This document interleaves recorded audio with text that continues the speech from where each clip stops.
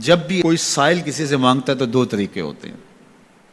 کچھ سائل ایسے ہوتے ہیں جو کوئی بات نہیں کرتے، سیدھا آ کے ہاتھ پھیلا دیتے ہیں. ایک تو سائل یہ ہے. اور سائل مانگنے والے جو بڑے اچھے طریقے سے مانگنے کا بھی فن جانتے ہیں تو ان کا طریقہ یہ نہیں ہوتا کہ کسی کے آگے جا کے بس ہاتھ پھیلا دیں. پہلے وہ اس کی تعریفیں کرتے ہیں، پھر جو ہے وہ اس کی رحم دلی کا ذکر کرتے ہیں، پھر اس کے مال و اسباب جو اس کو دیے گئے ہیں ان کے قصیدے پڑھتے ہیں، پھر اپنی وفاداری کا اظہار کرتے ہیں، پھر جھولی پھیلاتے ہیں. تو یہ دوسرا اور مہذب طریقہ ہے. ایک تو مانگنے والا اپنی ضرورت کو یوں ہی کسی کے سامنے رکھ دے، اور ایک یہ ہے کہ مانگنے والا اپنی ضرورت کو رکھنے سے قبل جس سے مانگ رہا ہے پہلے اس کی تعریف کرے. اب بندے اللہ سے ہدایت مانگنے کے لیے کھڑے ہوئے، پہلے تو وضو کیا، صاف ستھرے ہوئے، کانوں پہ ہاتھ لگائے، اس کے بعد ہاتھ باندھ کے ادب سے کھڑے ہو گئے، اور اب مانگنے لگے تو کیا بولے؟ الحمدللہ رب العالمین. وہ آتے ہیں نا مانگنے والے دروازے پہ تو کہتے ہیں دوبارہ وسدہ روے، فلاں ہو فلاں ہو، وہ تعریفیں کرنے لگ جاتے ہیں. تو یہ مرحلہ ہوتا ہے. ابھی اس نے سوال لب پہ نہیں لایا ہوتا تو گھر والا پہلے بچے کو کہتا ہے جا اتنے پیسے اس کو دے گیا. میاں وہ تو آپ کی تعریفیں کر رہا ہے، مانگ تھوڑا رہا ہے. وہ سمجھتا ہے جو تعریفیں کرنا شروع ہو گیا یہ مانگنے کے لیے تو کر رہا ہے. اللہ اکبر. تو جب بندہ الحمدللہ کہتا ہے رحمتیں اسی وقت برسنا شروع ہو جاتی ہیں. الرحمن الرحیم. میں سخی کی دہلیز پہ کھڑا ہوں جو رحمان بھی ہے جو رحیم بھی ہے، محض اپنے کرم سے عطا کرتا ہے. رحم کی بھیک مانگ رہا ہوں. پھر کیا کہہ رہا ہے؟ مالک یوم الدین. کسی کنگال سے نہیں مانگ رہا، اس سے مانگ رہا ہوں جو مالک ہے، دنیا کا بھی مالک ہے، آخرت کا بھی مالک ہے. پھر اس کے بعد اگلی بات کیا کہتا ہے؟ ایاک نعبد و ایاک نستعین. مالک میں پوجتا بھی تجھے ہوں اور مانگتا بھی تجھ سے ہوں. دیکھو سائل اس اعتبار سے بھی دو طرح کے ہوتے ہیں.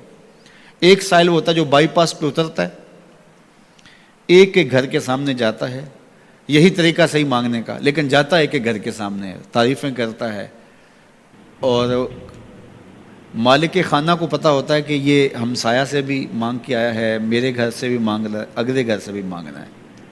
تو وہ اسے تھوڑا سا آٹا دے دیتا ہے، 1 روپیہ دے دیتا ہے. اس کو پتہ ہے اس نے پورا گاؤں مانگنا ہے، آدھا گاؤں مانگ آیا ہے، آدھا گاؤں اس نے ابھی مانگنا ہے. تو سارے 1 روپے دیتے ہیں.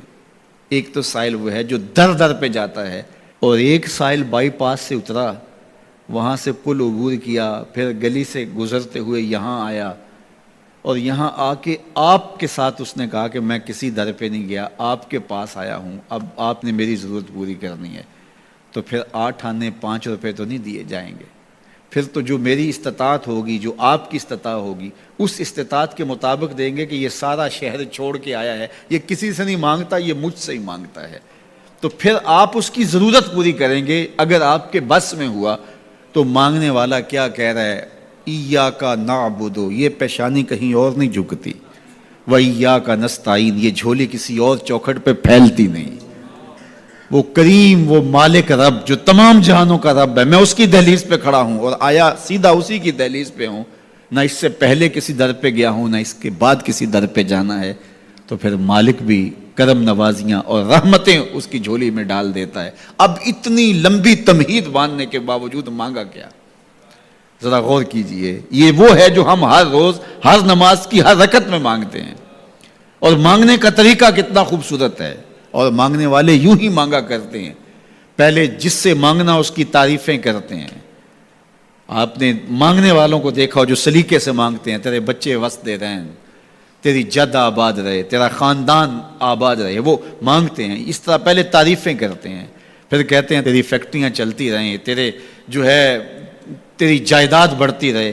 تو وہ اس کے خزانوں کا ذکر کرتے ہیں، اور پھر کہتے ہیں کہ یہ فقیر نمانہ تیری چوکھٹ پہ آیا ہے، اس کی ضرورتیں تو پوری کر دے.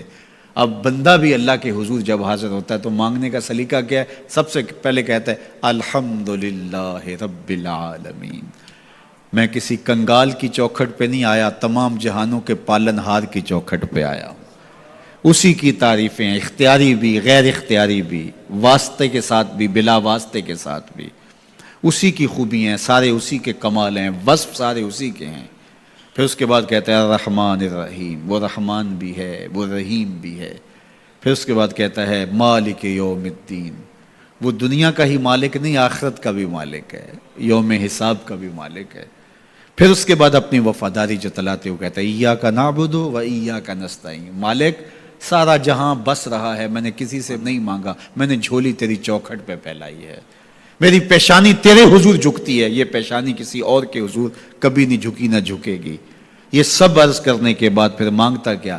اہدنا الصراط المستقیم، مالک مجھے سیدھی راہ پہ چلا دے، میں تیرے حضور آیا ہوں، مجھے ہدایت کا نور عطا کر دے۔ انشاءاللہ یہ ہدایت کیا ہے اور ہدایت کی قسمیں کیا ہیں، اور پھر اس دعا کا جواب اللہ کی طرف سے کیا آتا ہے، اور بندے پہ کتنی کرم